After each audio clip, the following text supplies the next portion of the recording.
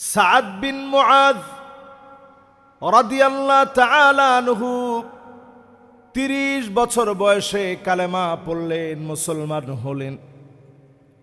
৩০ বছর বয়সে কালেমা পড়ে এত দামি হয়ে গেলেন, আল্লাহর নবীর কাছে এত প্রিয় হয়ে গেলেন, আল্লাহর কাছে এত আপন হয়ে গেলেন।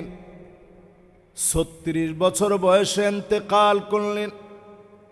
৩০ থেকে নিয়ে ৩৬ পর্যন্ত মাত্র ৬ বছর তিনি পেলেন। ৬ বছর পরে যখন দুনিয়া ছেড়ে চলে গেলেন, ওয়াহতাজ্জাতিল আরশ, আল্লাহর আরশে আজিম কেঁপে উঠল। সাদ বিন মুআজের জন্য আল্লাহর আরশে আজিম মায়ায় কেঁপে উঠল। আল্লাহ পাক আকাশের দরজাগুলো খুলে দিয়ে সাদ বিন মুআজের জন্য অজর ধারায় রহমত নাজিল করলেন। এই দৃশ্য নবীজি যখন দেখলেন, সাদ বিন মুআজকে গোসল করানোর জন্য আল্লাহর হাবিব এত দ্রুত যাচ্ছিলেন, সাহাবায়ে কেরামের জুতার ফিতা ছিঁড়ে যাচ্ছে। সাহাবায়ে কেরাম আরজ করলেন, ওগো নবীজি, কারো ক্ষেত্রে এত তাড়াহুড়া করেন নাই, এত তাড়াহুড়া করে কেন যাচ্ছেন? নবীজি জানায়া দিলেন, আমার সাদ আল্লাহর কাছে এত দামি হয়ে গেছে, আমার মনে হচ্ছে হানজালার মতো করে ফেরেশতারা গোসল করায় দিবে, তার আগে পৌঁছায় আমি নবী নিজ হাতে সাদকে গোসল করায় দিব। ইমানের বয়স ছিল মাত্র ৬ বছর। নবীজি নিজে দৌড়ায় যাচ্ছেন, আমার সাদরে আমি একটুখানি গোসল করায় দিব, আমার নিজ হাতে আদর করে গোসলটা করায় দিব। নবীজি সাল্লাল্লাহু আলাইহি সাল্লাম হাজির হলেন সাহাবায়ে কেরামদেরকে নিয়ে, নিজে নিজে গোসল করায় দিলেন। সাদ বিন মুআজ কালেমা পড়ার পরে মাত্র ৬ বছর পেয়েছিলেন, কিন্তু কোরআন আর সুন্নাহ এমন ভাবে আঁকড়ে ধরলেন, আল্লাহ পাক ৭০,০০০ ফেরেশতা সাদ বিন মুআজের জানাজার মধ্যে হাজির করায়া দিলে। আল্লাহর নবী সোজা করে পা ফেলতে পারে না, এত পরিমাণ ফেরেশতা হাজির হয়ে গেছে। এত দাম আল্লাহ পাক সাদ বিন মুআজকে দিলেন। নবীজি নিজে সাদ বিন মুআজের জানাজার নামাজ পড়ায়া দিলেন। জানাজার নামাজের পরে নবীজি নিজে কবরস্থ করলেন। আল্লাহর নবীকে মাঝে মাঝে আল্লাহ পাক কবরের দৃশ্য দেখায়া দিতেন, কবরের ভিতরের হাল দেখায়া দিতেন।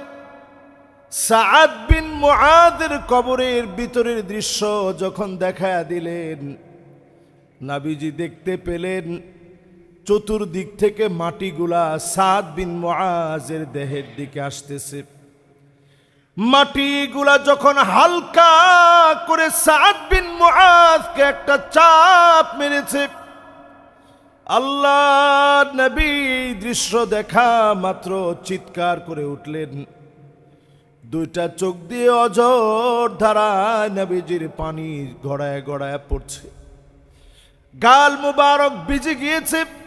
হাত্তা বাল্লাল আরদ, জমিনের ভিতরে নবীজির চোখের পানি গড়ায় গড়ায় পড়ছে। আল্লাহর নবী বেদনা বিদুর হৃদয় নিয়ে সাদ বিন মুআজের জন্য মায়ায় সিক্ত হয়ে নবীজি বললেন, আল্লাহু আকবার, সুবহানাল্লাহ। আমার সাদ এত দামি হওয়ার পরেও কবরের ভিতরে যদি মাটি হালকা করে চাপা দেয়, হালকা করে যদি চেপে আসে, আমাদের মতো ব্যামলি মানুষের কি অবস্থা হবে? উম্মতের কথা মনে করে নবীজি কেঁদে ফেললেন। নবীজির কান্নার কারণে সাদের কবরটাকে যিনি বড় বানায় দিলেন তিনি কে? মাটিগুলা বহু দূর পর্যন্ত সরে গেল নবীজির কান্নার কারণে। এই পৃথিবীতে এখন আর কেউ কবরের ভিতরের কোনো দৃশ্য কেউ দেখতে পারে না। নবীজিরে আল্লাহ তাআলা মাঝে মাঝে দেখাইতেন, এখন আর কেউ দেখতে পারে না। যদি দেখতে পারতেন কি হইতো? আল্লাহর হাবিব বলেন, আল্লাহ তাদাফানু, দাফন কাফন সব তোমরা ভুলে যেতে। একবারের জন্য যদি কবরের দৃশ্য দেখতেন, দুনিয়াদারি সব ভুলে যেতেন। যিনি এই অদৃশ্যকে অদৃশ্য রেখে গোলামদেরকে বারবার 5 ওয়াক্ত নামাজের জন্য ডাকাচ্ছেন, তিনি কে? 5 ওয়াক্ত নামাজের জন্য আপনাকে ডাকা হচ্ছে। রোজার জন্য এইভাবে ডাকা হয় নাই, হজের জন্য এইভাবে ডাকা হয় নাই, যাকাতের জন্য এইভাবে ডাকা হয় নাই। নামাজ এমন একটা ইবাদত, 5 ওয়াক্ত নামাজের জন্য আপনাকে ডাকা হচ্ছে। এরপরেও যদি আপনার ঈমান জাগ্রত না হয়, ঈমানের বয়স কত? সাদ বিন মুআজের ঈমানের বয়স ছিল মাত্র 6 বছর। আমাদের ঈমানের বয়স কত? স্বাভাবিক যদি বয়স 50 হয়, ঈমানের বয়সও 50। জন্মসূত্রে তিনি মুসলিম, কিন্তু কোনোদিন আমরা এই ঈমানটাকে জাগ্রত করার চেষ্টা করি নাই। ঈমানের স্বাদ কি জিনিস কোনোদিন পাই নাই। ঈমানের স্বাদ পাওয়া যায় যদি সুন্দর করে ওযুটা বানায় নামাজের দিকে আসেন। কিন্তু এখন আমাদের অবস্থা এমন, নামাজের দিকে যদিও আসি, নামাজের পরে তাড়াহুড়া বেড়ে যায়, কার আগে কে বের হয়ে যাব। আমরা মোনাজাত করে থাকি, ইমাম সাহেবের সাথে হাত তুলি। ইমাম সাহেবের সাথে হাত উঠান অসুবিধা নেই, কিন্তু একা একা মাঝে মাঝে বসে আল্লাহর কাছে মনের দুঃখগুলা খুলে খুলে বলেন। আল্লাহর নবী আল্লাহর কাছে বলতেন, আল্লাহুম্মা ইন্নী আবদুক, ও আল্লাহ আমি তোমার গোলাম, ওয়াবনু আবিদিক, গোলামের ঘরের গোলাম, ওয়াবনু আমাতিক, আমার মা আপনার বান্দি, নাসিয়াতি বিয়াদিক, আমার চুলের গুচ্ছ আপনার হাতের মুঠোর ভিতরে, মাদিন ফিয়া হুকমুক, আপনার সিদ্ধান্ত গুলা চূড়ান্ত, মাদিন ফিয়া হুকমুক, আদলুন ফিয়া কদাউক, যা ফয়সালা আপনি করেছেন চূড়ান্ত হয়ে যাবে। আসআলুকা বিকুল্লি ইসমিন হুয়া লাক সাম্মাইতা বিহি নাফসাক আও আনজালতাহু ফি কিতাবিক আও আল্লামতাহু আহাদান মিন খালকিক আও ইস্তাআসারতা বিহি ফি ইলমিল গায়বি ইনদাক আন তাজআলাল কুরআনা রাবিআ কলবি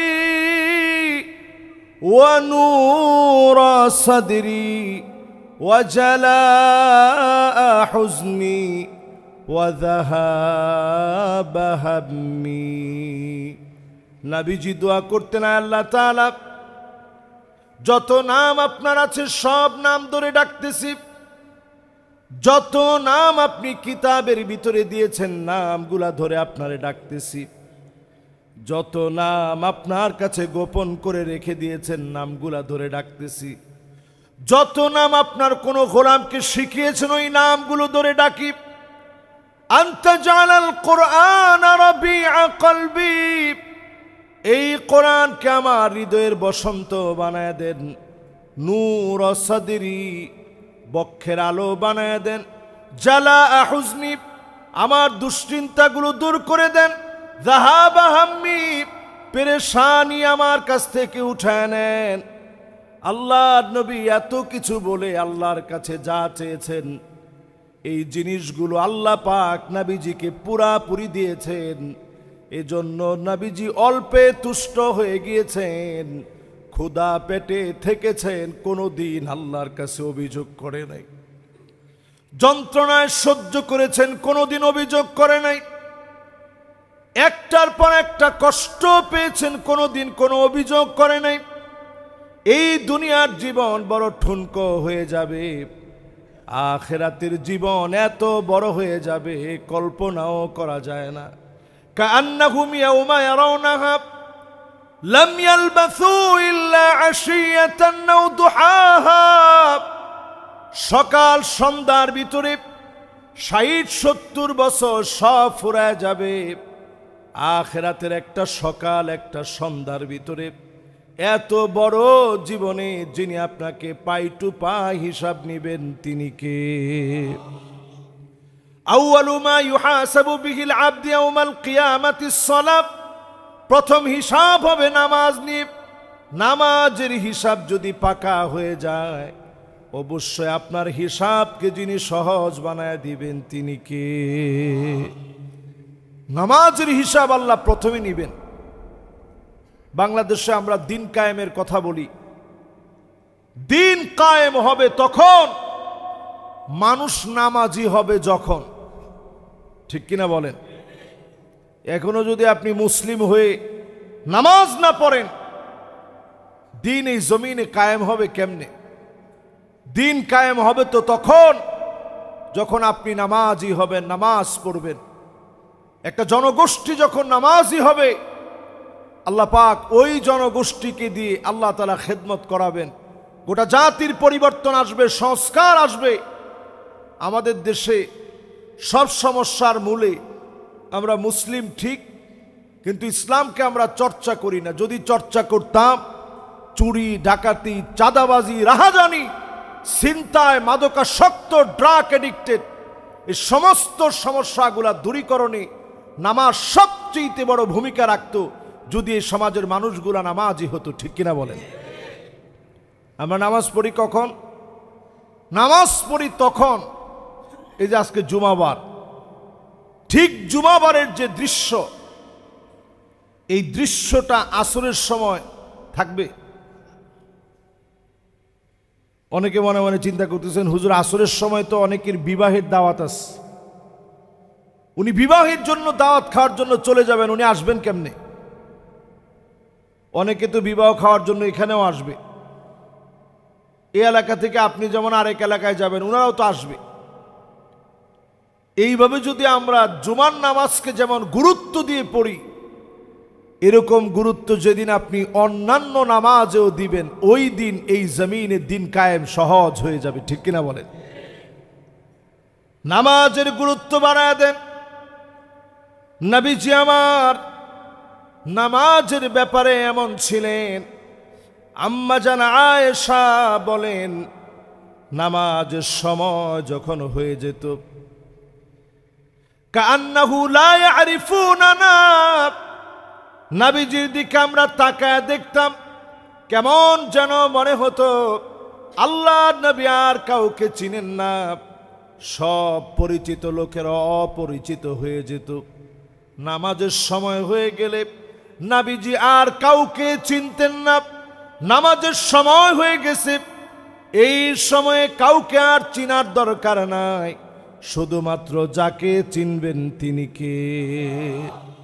সব বাদ দিয়ে নামাজের দিকে যদি আপনি দৌড়ে আসতে পারেন, আপনি ইমানের স্বাদ পাবেন। ওই লোকটাকে দিয়েই দিনের পরিবর্তন হবে। যদি আমরা নামাজের দিকে দৌড়ে আসতে পারি, সব ভুলে গিয়ে পরিবার পরিজন আত্মীয় স্বজন ব্যবসা বাণিজ্য যায় ঝামেলা সব বাদ দিয়ে আপনি যদি নামাজকে আদর করে মহব্বত করে প্রায়োরিটি দিয়ে যদি সবার আগে রাখতে পারেন, ওই মানুষটাকে দিয়েই দিনের সবচেয়ে বড় কাজ হবে। এই পৃথিবীতে আজকে আমরা 200 কোটির কাছাকাছি মুসলিম, কিন্তু তেমন কোনো উন্নয়ন আমাদের নাই, ইমানি উন্নয়ন না থাকার কারণে। সাহাবায়ে কেরামের মধ্যে এত বড় সংখ্যা ছিল না, শুধু নামাজের স্পিরিটের কারণে আল্লাহ তাআলা বহু যুদ্ধের ভিতরে বিজয় দান করেছেন। বলেন আল্লাহু আকবার। এর মধ্যে একটা যুদ্ধের নাম ছিল ইয়ারমুকের যুদ্ধ। মুসলমান সেনাবাহিনীর সদস্যবৃন্দ ছিল 36,000। এটা মুসলমানদের ভিতরে বিরাট সংখ্যা। 36,000 সংখ্যা নিয়ে খালিদ বিন ওয়ালিদের নেতৃত্বে যখন তিনি বের হয়ে গেলেন, 36,000 সাহাবায়ে কেরাম তাবেঈদেরকে নিয়ে তিনি বের হলেন। ইয়ারমুকের প্রান্তে 36,000 সাহাবায়ে কেরাম যখন বের হয়েছেন, লম্বা সফর মদিনাতুল মুনাওয়ারা থেকে বর্তমান জর্ডানের ইয়ারমুক, ফিলিস্তিন জর্ডানের একেবারে বর্ডার কেন্দ্রিক জায়গা, ওই জায়গায় লড়াই হবে। খালিদ বিন ওয়ালিদ রোমক সম্রাটের কাছে চিঠি পাঠাইলেন, আসলিম তাসলাম, ইসলাম গ্রহণ করেন আপনি শান্তি পাবেন। এতটুকুন বিষয় লিখে যখন পাঠায় দিলেন, খালিদ বিন ওয়ালিদের এই চিঠি পাওয়া মাত্র বুঝে ফেলছে ইসলাম গ্রহণ করলে আমার আর ক্ষমতা থাকা হবে, ক্ষমতার জারি জুরি সব শেষ হয়ে যাবে, সব বিলীন হয়ে যাবে। সে এইটা বুঝা খালিদ বিন ওয়ালিদের বিপরীতে 2,40,000 সৈন্যবাহিনী রেডি করছে। মুসলমান ছিল 36,000, বিপরীতে তারা ছিল 2,40,000। তাহলে সংখ্যায় বেশি কারা, তারা না আমরা? কত বেশি? 2,04,000 সৈন্যবাহিনী বেশি হওয়ার পরেও বর্তমান চীন, তদানীন্তন চীনে যখন ছিল, তাদের কাছে একটা চিঠি লিখছে যে বিরাট মুসলমানদের একটা সংখ্যা 36,000, এরা আমাদের দিকে আসতেছে, আক্রমণ করবে। চীনের কাছে চিঠি লেখা হলো যে তোমরা কিছু সৈন্যবাহিনী পাঠাও। এই চিঠি যখন চীনের সম্রাট পেয়েছে, তিনি উল্টা চিঠি লিখে জানাইছে, উনি কিন্তু মুসলমান না, তারপরও সে চিঠি লিখে জানাইছে ইন্না কাউমান লাউ আরাদু আইয়াখলা আল জাবাল লাখালাউ, মুসলমান এমন এক জাতি, এরা যদি পাহাড়ের দিকে তাকায় বলে পাহাড় তুমি সরে যাও, এক কথায় পাহাড় সরে যাবে। আল্লাহু আকবার। একটু চিন্তা করতে পারেন ইমানি হিম্মত কি জিনিস। লোকটা মুসলমানই হয় নাই, কিন্তু তার মন মেজাজ বলছে মুসলমানের যে ঈমান, এই ঈমান দিয়ে যদি তারা পাহাড়কে বলে সর, পাহাড় সরে যাবে। আচ্ছা, যেই লোকটা আগেই ভয় পাচ্ছিল মুসলমানদের 36,000 সৈন্যবাহিনীকে, এই কথা বলার পরে ভয় বাড়ছে না কমছে? এবার খালিদ বিন ওয়ালিদ লম্বা পথ পরিক্রমা সফর করে এসে খাবার নাই দাবার নাই, পেট পিঠের সঙ্গে লেগে গেছে। খালিদ বিন ওয়ালিদ বক্তব্য দিয়ে বললেন, লা মালজা ওয়ালা মানজা মিনকা ইল্লা ইলাইক, মালিক আজকে আপনার কাছে ছাড়া যাওয়ার কোনো জায়গা নাই। আমরা মাত্র 36,000, বিপরীতে সারা ওয়ার্ল্ডের সেই সময়ের সুপার পাওয়ার পরাশক্তি রোমকদের বিরুদ্ধে লড়াই করতে যাচ্ছে। আয় আল্লাহ, আমাদের কিছু নাই তুমি ছাড়া। আল্লাহ, তোমার দিনের জন্য একজন একজন করে সবাই জীবন দিয়ে দিব, কিন্তু একটা লোক কাপুরুষের মতো কাফেরের ভয়ে পালায়া যাব না। খালিদ বিন ওয়ালিদ যখন দৃঢ় প্রত্যয়ে বক্তব্য রাখলেন সেনাপতি হয়ে, এই বক্তব্য এমন ভাবে স্পিড দিল, এমন ভাবে পরিবর্তন এনে দিল, সবাই জীবন দেওয়ার জন্য ইয়ারমুকের প্রান্তে প্রস্তুত হয়ে গেলেন। 36টা কাতার করা হলো, এক এক কাতারের ভিতরে 1000 করে দাঁড় করানো হলো। রোমকরা তাকে মনে করতেছিল মুসলমানেরা 36,000 না, লক্ষ লক্ষ মুসলমান কাতারে কাতারে দাঁড়ায় আছে।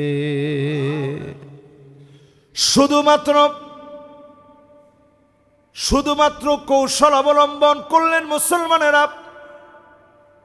এই কৌশল এমন কৌশল হয়ে গেল, ইয়ারমুকের প্রান্তে আল্লাহ পাক 2,40,000 পারদর্শী রোমকদের বিরুদ্ধে বিজয় দিয়ে দিলেন। আলিফ লাম মিম গুলিবাতির রুম, যিনি সত্য বানায় দিলেন তিনি কে? আর বুঝতে বাকি নেই, সত্য হয়ে গেল। নবীজির 36,000 সাহাবী এই প্রাণপণে লড়াইয়ের জন্য গেলেন, এবং এই যুদ্ধের ভিতরে আল্লাহ রাব্বুল আলামিন নিরঙ্কুশ বিজয় মুসলমানদেরকে দান করে দিলেন। এই বিজয় আসছে, এই বিজয় আসবে, দিক দিগন্তে বিজয় হবে যদি আমরা ঈমানের স্বাদ পেতে পারি। ঈমানের স্বাদ যদি আমরা পেয়ে যাই, অবশ্যই যিনি আমাদেরকে বিজয় দিবেন তিনি কে? তাহলে বিজয়ের অনন্য হাতিয়ার হবে নামাজ। নবীজি সাল্লাল্লাহু আলাইহি সাল্লাম জিহাদের ময়দানে গিয়েছেন। আপনারা যারা খন্দকে গেছেন, খন্দকে নামাজ পড়তে গেছেন না মদিনায় গিয়ে? অনেকে যারা খন্দকে নামাজ পড়তে গেছেন, সেখানে দেখবেন সাবউ মাসাজিদ, একটা দুইটা না, 7-7টা মসজিদ রয়েছে। এর উদ্দেশ্য হচ্ছে এক গ্রুপ নামাজ পড়বে, অন্য গ্রুপ পাহারা দিবে, অন্য গ্রুপ জিম্মাদার হয়ে যাবে, অন্য গ্রুপ দাঁড়ায় থাকবে। একটা মুসলমানের যেন নামাজ ছুটে না যায়। 7-7টা মসজিদ হয়েছে, তারপরেও মুসলমান জামাতবদ্ধ হয়ে নামাজ ছাড়ে নাই। বলেন আল্লাহু আকবার। আমরা যারা এটা বুঝি, অন্তত বোঝার চেষ্টা করি, আমাদের উচিত, অনেকে তাহাজ্জুদ পড়েন, আলহামদুলিল্লাহ এখানে যারা আছেন অনেকে তাহাজ্জুদ পড়েন। আমি বলবো 1 বছর টানা আগে 5 ওয়াক্ত নামাজ জামাতের সাথে পড়েন, এরপরে তাহাজ্জুদ ধরেন। ইবাদতের এই ব্যালেন্সের কারণে ইবাদতের একটা স্বাদ আপনার ভিতরে আল্লাহ ঢুকায় দিবে। বলেন আল্লাহু আকবার। 1 বছর টানা জামাতের সাথে নামাজ পড়েন। যার এখনো জামাতে নামাজ ঠিক হয় নাই, আপনি অন্তত নামাজটা পড়ার চেষ্টা করেন, জামাতের দিকে আসেন, চেষ্টা করেন, দেখবেন ইবাদতের স্বাদ আপনার ভিতরে ঢুকতেছে। এই ইবাদতের স্বাদ এমন স্বাদ, নবীজি সাল্লাল্লাহু আলাইহি ওয়াসাল্লামের সাহাবায়ে কেরাম মসজিদের ভিতরে পড়ে থাকতেন। আসহাবে সুফফার সাহাবায়ে কেরাম মসজিদের ভিতরে পড়ে থাকতেন, সারাটা দিন ধরে নামাজ পড়তেন, আল্লাহর কাছে চাইতেন, কোরআন তেলাওয়াত করতেন, দিন শিখতেন। দিনের এই নূর এমন ভাবে আল্লাহ তাআলা প্রথিত করে দিলেন, সব ছেড়ে নবীজির দরবারে পড়ে থাকতেন, শুধুমাত্র এই সময়ে আল্লাহকে ডাকতেন। মাঝে মাঝে নবীজির কাছে খাবার আসলে নবীজি দিতেন। ক্ষুধা পেট নিয়ে ক্ষুধার যন্ত্রণা সহ্য করে আল্লাহকে চিনার জন্য লেগে থাকতেন। এত কিছু যিনি আমাদেরকে দিয়েছেন, তারপরেও কয়জন লোক আল্লাহকে চিনতে পেরেছি, কয়জন লোক আল্লাহর সঙ্গে সম্পর্ক করতে পেরেছি, ডুকরে ডুকরে আল্লাহর জন্য কাঁদতে পেরেছি। আল্লাহর জন্য একটু কাঁদার চেষ্টা করেন, চক্ষুটা বন্ধ করে মুরাকাবার হালতে বসে বসে মাঝে মাঝে মসজিদে সময় কাটাবেন। দুটা চোখ বন্ধ করে নেয়ামতগুলা নিয়ে ভাববেন, অবশ্যই দেখবেন নামাজের প্রতি যিনি মনোযোগী বানায় দিবেন তিনি কে। সিজদার ভিতরে যখন আপনি যাবেন, আপনি কল্পনা করবেন আল্লাহ আপনার সবচেয়ে কাছে আছে। ওয়াসজুদ ওয়াক্তারিব, সেজদা দিলেই যিনি নিকটের হয়ে যান তিনি কে? স্বাভাবিক যদি আজকের এখানে একজন শিল্পপতি আসতো, যিনি মসজিদে ধরেন 10টা লাখ টাকা দিত, আমি খতিব সাহেব বলতাম যে সুবহানাল্লাহ, যিনি শিল্পপতি আসছেন অত্যন্ত অমায়িক ভালো মানুষ, হৃদয়টা অনেক বড়, মসজিদের জন্য সব সময় খেয়াল রাখেন, উনি আজকে এখানে আসছেন, আল্লাহ ওনারে কবুল করুক, হায়াত দারাজ করুক। এই কথাগুলো যে বলছি এটা হারাম হয় নাই, উনি শুনছে, ওনার মনটা ভালো লাগছে, দানের প্রতি উদ্বুদ্ধ হয়েছেন, তিনি হয়তো দান করলেন, দান করবেন, এইটাতে যেমন তিনি খুশি হয়েছেন। কয়দিন আপনি আল্লাহরে খুশি করার জন্য বলছেন যে আল্লাহ কত কিছু দিলেন, কত কিছু খাওয়াইলেন, কত মানুষের চাইতে আল্লাহ আপনি আমারে ভালো রাখলেন, আল্লাহ আমারে ছেলেও দিলেন, মেয়েও দিলেন। কতজনরে আপনি মেয়ে দিছেন, ছেলে দেন নাই, কতজনরে ছেলে দিছেন, মেয়ে দেন নাই। আল্লাহ আপনি তো সব দিছেন, বাড়ি দিছেন, গাড়ি দিছেন, সব আল্লাহ আপনি দিছেন। কয়দিন মুরাকাবার হালতে বসে এই কথা বলছেন। এত খাওয়ার পরে, এত নিয়ামত পাওয়ার পরে মুরাকাবার হালতে বসে বসে যদি বলতেন, খুশি হয়ে যিনি আরো বেশি নিয়ামত দিতেন তিনি কে? অনেকে শুধু অভিযোগ করি যে আল্লাহ আমারে কিচ্ছু দেন নাই, আল্লাহ আমার তো কিছু নাই, শুধু অভিযোগ করি। অভিযোগ দায়ের না করে একটু আল্লাহর দিকে তাকায় বলবেন, আল্লাহ কি দিছেন? এই যে আমার শরীরটা সুস্থ রাখছেন, এইটার নিয়ামত আমি কেমনে শেষ করি? আমাদের পাশেই ইনসাফ বারাকা হসপিটাল। আমার সাথে গত জুমাতেও কয়েকজন দেখা করছে যে হুজুর আমার আব্বা অসুস্থ আছে, নামাজ পড়তে আসছে। তো আমি বিশ্বাস করেন, আমি মন থেকে তাদের জন্য এই সময় দোয়া আসছে যে আল্লাহ এখান থেকে যাওয়ার পরে গিয়ে যেন দেখে তার আব্বা সুস্থ হয়ে গেছে। আল্লাহ এটা পারে কিনা? আল্লাহ এটা পারে। তো এই যে যারা ইনসাফ বারাকা হসপিটালে আত্মীয় স্বজন ভর্তি আছে, এখানে আসছেন একটু নামাজ পড়ার জন্যে, হসপিটালে গেলে দেখবেন কত হালতে মানুষ আছে। আল্লাহ এদের মধ্যে আমাদেরকে কত ভালো রাখছেন, কত নিয়ামত দিয়ে রাখছেন। সেজদা অবনত হয়ে একটু চিন্তা করবেন।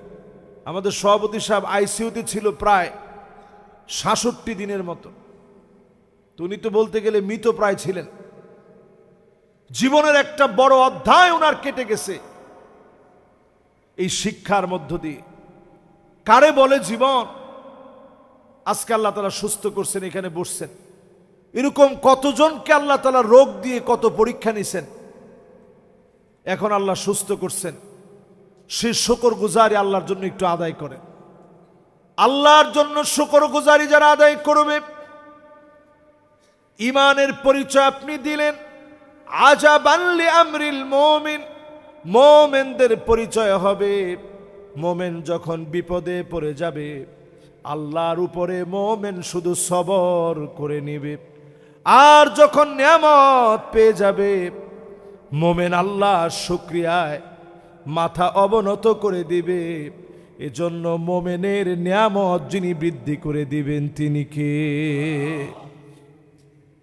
এজন্য যত বেশি পারেন জবানে আসতে না চাইলেও আলহামদুলিল্লাহ বেশি বেশি জবানে বলার চেষ্টা করবেন। আসতে চাবে না, শয়তান দিবে না, তারপরেও বলবেন আলহামদুলিল্লাহ আলহামদুলিল্লাহ আলহামদুলিল্লাহ। উঠতে বসতে খেতে সব জায়গায় আলহামদুলিল্লাহ বলবেন। দেখেন ইসলামের তরিকাটা। আপনি ঘুম থেকে উঠে কি বলবেন? ভুলে গেছেন? আলহামদুলিল্লাহিল্লাযী আহইয়ানা বা'দামা আমাতানা ওয়া ইলাইহিন নুশুর। এই যে আল্লাহর একটু প্রশংসা করলেন। আল্লাহ আপনি যদি না চাইতেন আজকে কি আমি হায়াত পেতাম? আন্নাউমা খুল মাউত, মৃত্যুর ভাইয়ের নাম হলো ঘুম।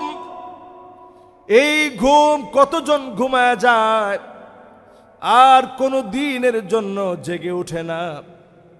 আপনি আমি ঘুম থেকে উঠে আর কিছু যদি নাও পারি আলহামদুলিল্লাহ যদি বলি, আল্লাহ আপনি সুন্দর একটা ঘুম দিলেন, ঘুম থেকে নতুন করে একটা হায়াত দিলেন। যদি আপনি বলার চেষ্টা করেন যিনি আপনার ঘুমায় থাকা অবস্থায় খুশি ছিলেন, ঘুম থেকে উঠার পরেও যিনি খুশি হয়ে গেলেন তিনি কে? মাঝে মাঝে চিন্তা করবেন।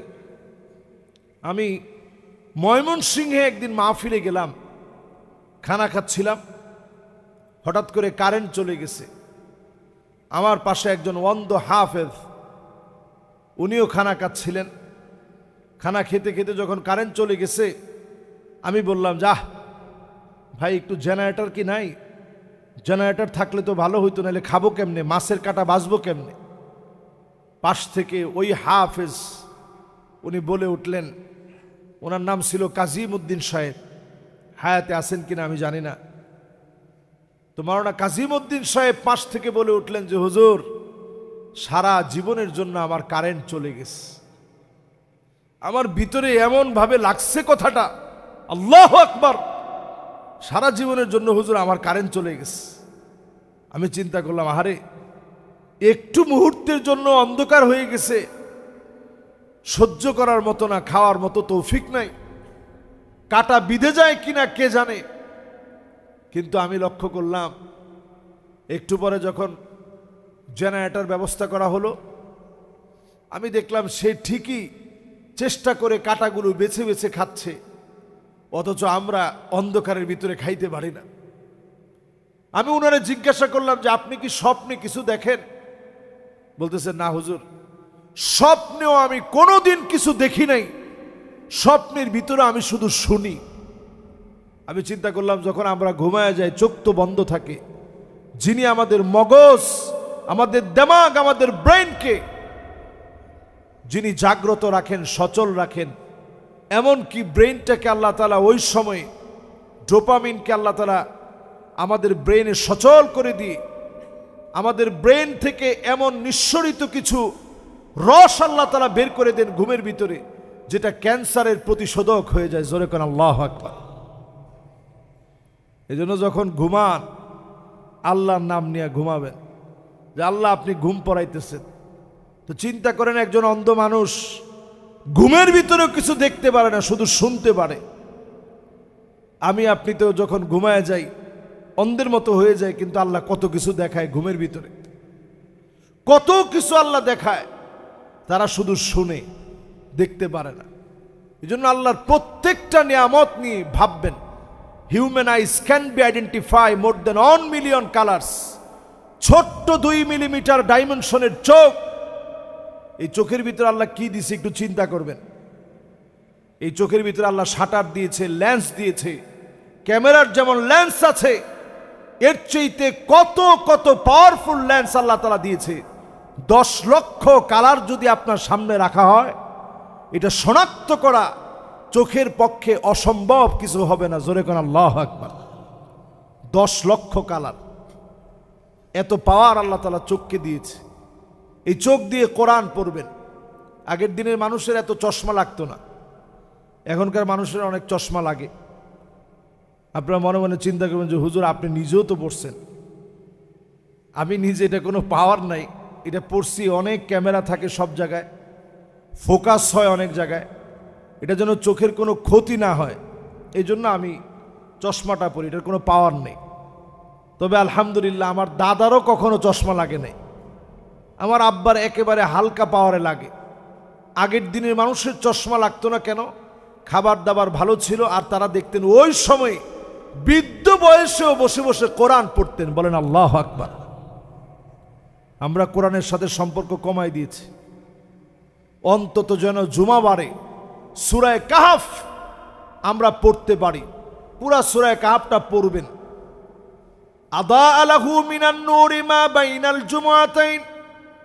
এক জুমা থেকে আরেক জুমা পর্যন্ত শয়তানের কুমন্ত্রণা, নানা রকমের ফিতনা ফাসাদ, দাজ্জালের ফিতনা থেকে যিনি হেফাজত করবেন তিনি কে? পড়ার চেষ্টা করবেন।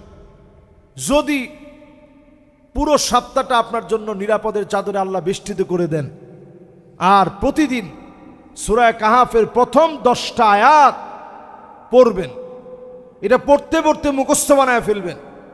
আগামীর পৃথিবীতে যখন দুর্ভিক্ষ লাগবে, কথাটা শুনে রাখেন, এই পৃথিবী দুর্ভিক্ষের দিকে এগিয়ে যাবে। যেদিন দুর্ভিক্ষ লেগে যাবে তখন খাবার হবে 10টা আয়াত। দাজ্জালের আত্মপ্রকাশের পরে 10টা আয়াত হবে মুমিনদের খাবার।